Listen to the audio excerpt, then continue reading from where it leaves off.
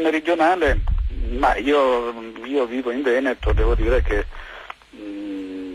non perché viva in Veneto e che sia, tra l'altro non sono veneto ma sono milanese, però devo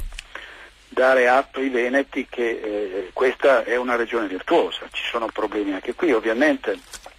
adesso Luca Zaia il governatore sta snellendo la macchina pubblica e sta tagliando in maniera abbastanza rigorosa, però non si può fare un confronto tra quello che il nord paga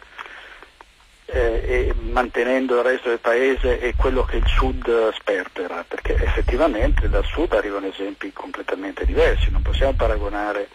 così come non si può paragonare il Veneto per esempio a regioni che hanno lo statuto speciale come il Friuli Venezia Giulia e il Trentino Alto Adige che hanno una valanga di soldi in più, allora voglio dire ci sono anche situazioni che penalizzano regioni virtuose, le quali sono comunque virtuose e non sono assolutamente confrontate.